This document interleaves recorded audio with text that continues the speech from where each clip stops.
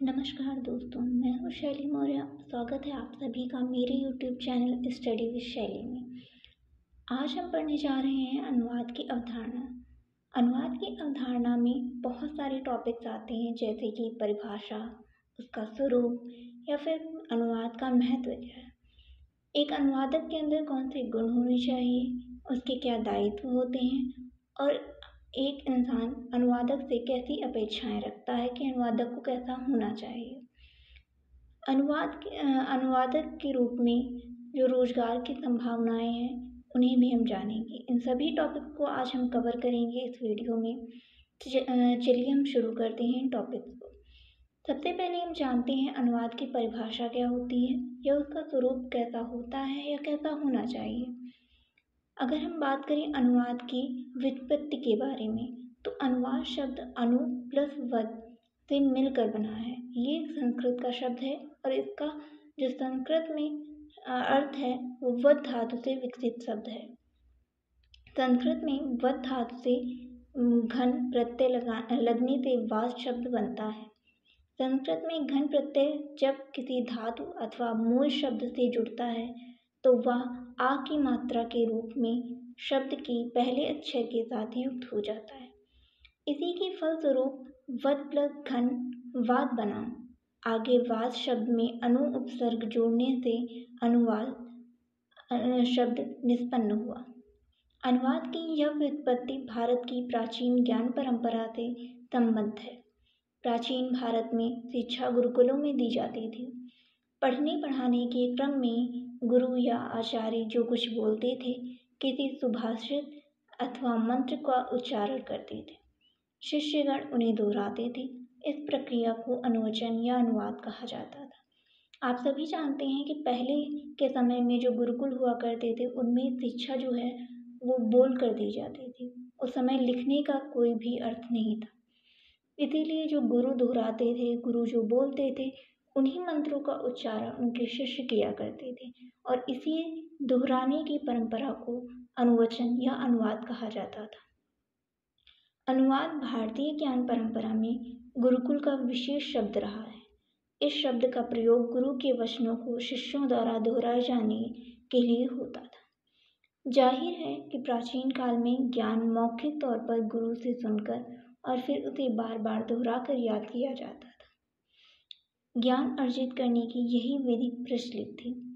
इसीलिए पाणिनि ने अपने ग्रंथ अष्टाध्यायी में अनुवादित चरणानाम कहा है, जिसका अर्थ होता है पहले कही गई किसी भी बात को फिर से कहना, उसका पुनः उच्चारण करना।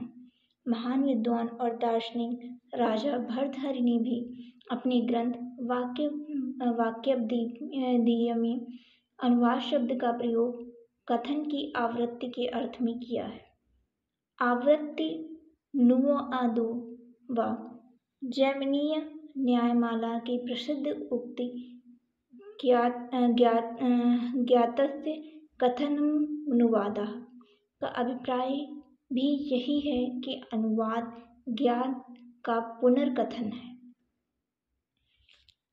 कुछ महत्वपूर्ण बिंदुओं को देखते हैं हम यहाँ पर, जैसे चिंतामणि के अनुसार प्राप्तस्य पुनः कथने या ज्ञातार्थस्य प्रतिपादने इति अनुवादः का अभिप्राय भी स्पष्ट है कि पहले से ज्ञात अर्थ को, ज्ञान के अर्थ को फिर से कहना अनुवाद है। अनुवाद का अर्थ अगर हम और तरीके से जानें तो इसमें हम कह सकते हैं कि संस्कृत में वद का अर्थ है बोलना अथवा कहना। वद से विकसित वाद का अर्थ होता है कथन या कही गई कोई भी बात। इसके अलावा हम देखते हैं कि अंग्रेजी ट्रांसलेशन शब्द ऑक्सफोर्ड डिक्शनरी के अनुसार लैटिन के ट्रांसलेटर से विकसित है, जिसका अर्थ होता है पार ले जाना। अंग्रेजी चैम्बर डिक्शनरी के अनुसार भी ट्रांसलेशन शब्द टू ट्रांसलेट क्रिया का संज्ञा रूप है, जिसकी व्युत्पत्ति लैटिन के ट्रांसलेटम शब्द से हुई है। लैटिन ट्रांसलेटम ट्रांस और लेटम के योग से बना शब्द है। ट्रांस का अर्थ बियॉन्ड, अक्रॉस, थ्रू अर्थात दूसरी ओर या के पार होता है, तथा लेटम का अर्थ टू कैरी अर्थात ले जाना होता है। इस तरह से ट्रांसलेशन का अर्थ हुआ पारगमन। इसके अलावा हम देखते हैं कि अनुवाद की परिभाषा। अनुवाद की परिभाषा जब आप देखेंगे तो इसमें कुछ प्रमुख नाम आते हैं, जैसे कि भोलानाथ तिवारी। डॉक्टर भोलानाथ तिवारी के अनुसार अनुवाद क्या है? भाषा ध्वन्यात्मक प्रतीकों की व्यवस्था है और अनुवाद है इन्हीं प्रतीकों का प्रतिस्थापन, अर्थात एक भाषा के प्रतीकों के स्थान पर दूसरी भाषा के निकटतम या कथनता और कथ्यता, समतुल्य और सहज प्रतीकों का प्रयोग। इस प्रकार अनुवाद निकटतम, समतुल्य और सहज प्रतीकन है। दूसरे हैं डॉक्टर सतीश कुमार रोहरा। इन्होंने कहा है कि अनुवाद से तात्पर्य एक भाषा की सामग्री को दूसरी भाषा में प्रस्तुत करना है। अनुवाद एक प्रकार का ऑपरेशन अर्थात संक्रिया है। इस संक्रिया द्वारा एक भाषा की पाठ्य सामग्री दूसरी भाषा में प्रतिस्थापित की जाती है। जिस भाषा की पाठ्य सामग्री प्रतिस्थापित की जाती है उसे स्रोत भाषा, और जिस भाषा में सामग्री प्रतिस्थापित की जाती है उसे हेतु या लक्ष्य अथवा संवाहक भाषा कहा जाता है। आप जानते हैं कि जब हम किसी चीज़ का ट्रांसलेशन करते हैं, उसका अनुवाद करते हैं, अगर किसी पुस्तक का हम ट्रांसलेशन कर रहे हैं, उसका अनुवाद कर रहे हैं किसी दूसरी भाषा में, तो जिस पुस्तक का हम अनुवाद कर रहे हैं वो होती है स्रोत भाषा, और जिस भाषा में हम अनुवाद कर रहे हैं उस भाषा को कहते हैं लक्ष्य भाषा।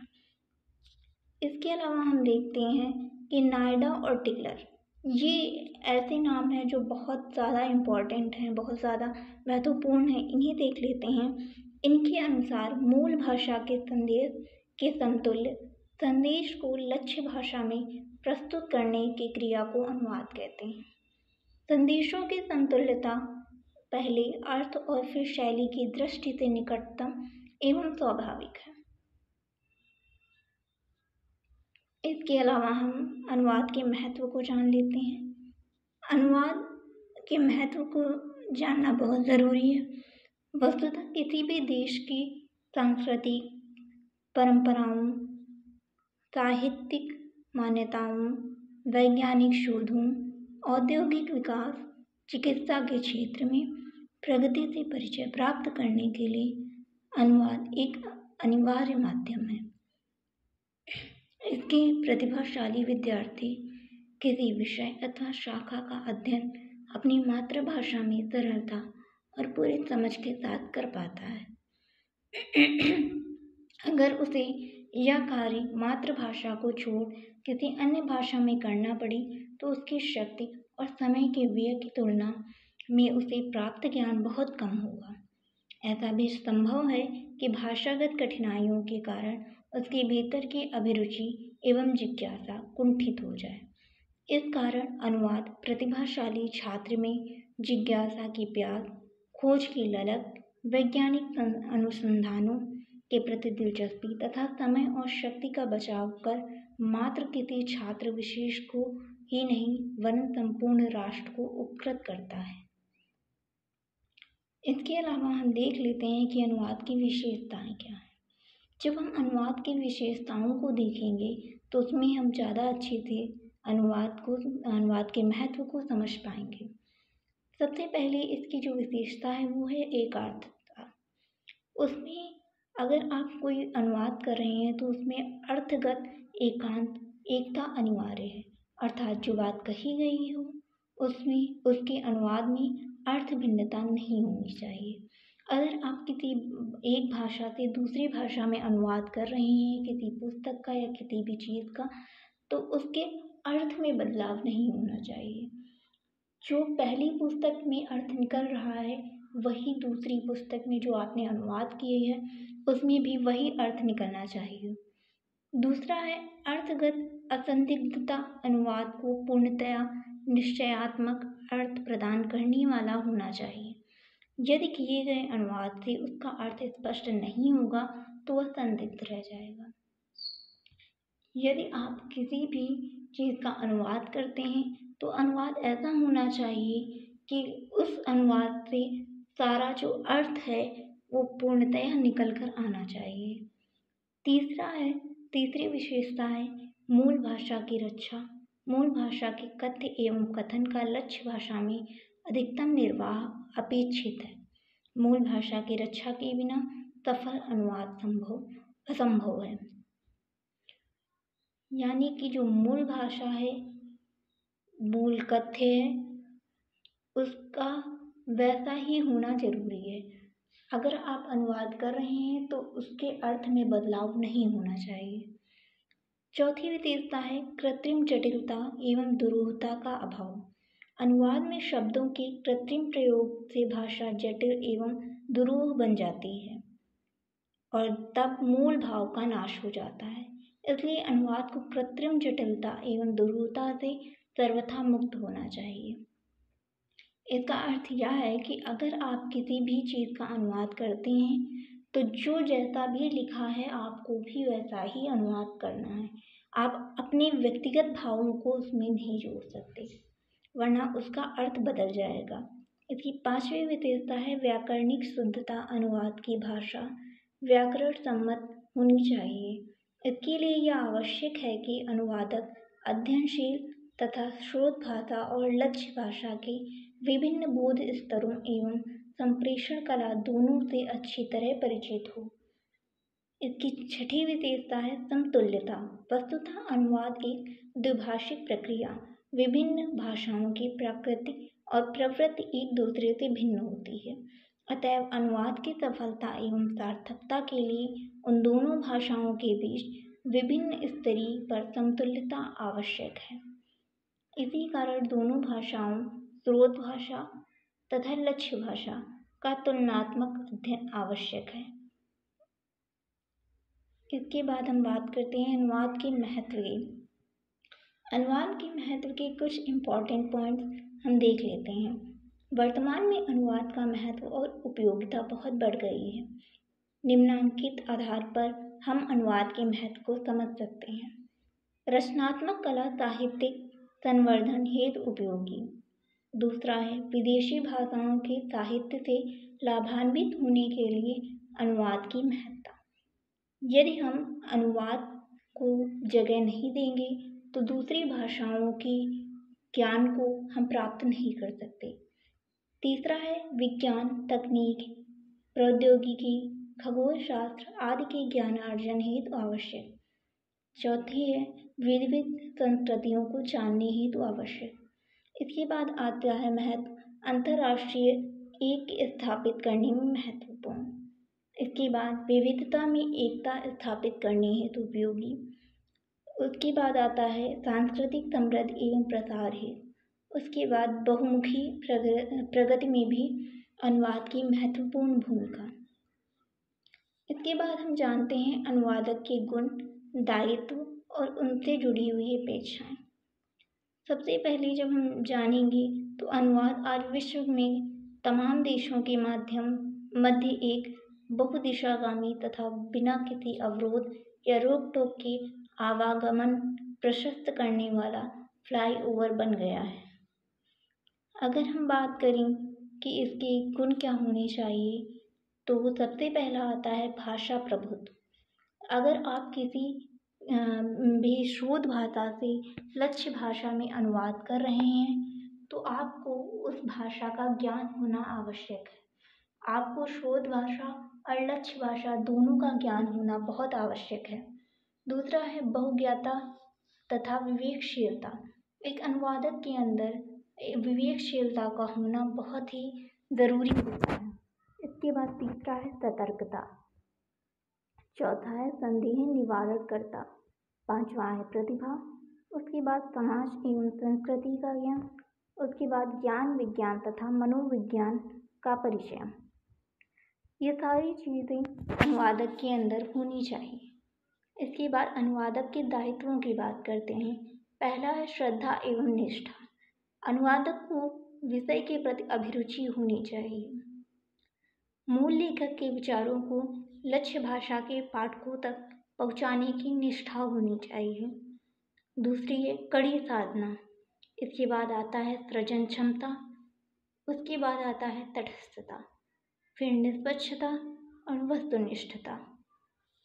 इसके बाद हम बात करते हैं अनुवादक से अपेक्षाएं।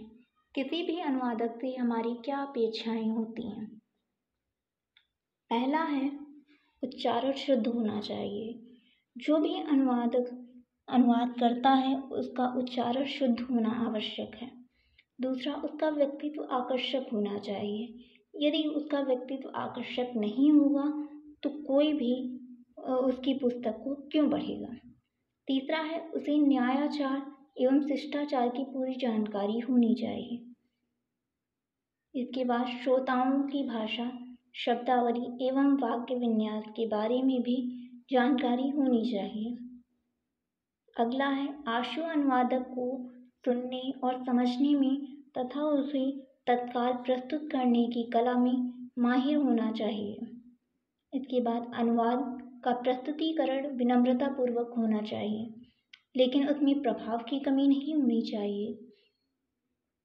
अगला आता है वक्ता से यदि विषयांतर हो जाता है या त्रुटिपूर्ण उच्चारण करता है तो भी आशु अनुवादक को इन त्रुटियों को सुधार कर सही ढंग से अनुवाद प्रस्तुत करना चाहिए।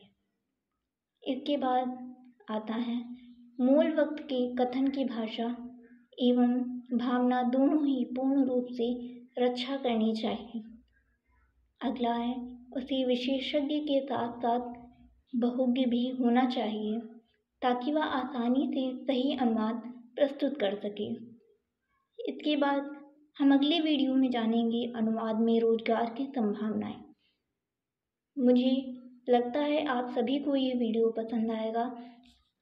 अगर आपको ये वीडियो पसंद आता है तो हमारे चैनल को लाइक करें, सब्सक्राइब करें और बेल आइकन को ज़रूर प्रेस करें।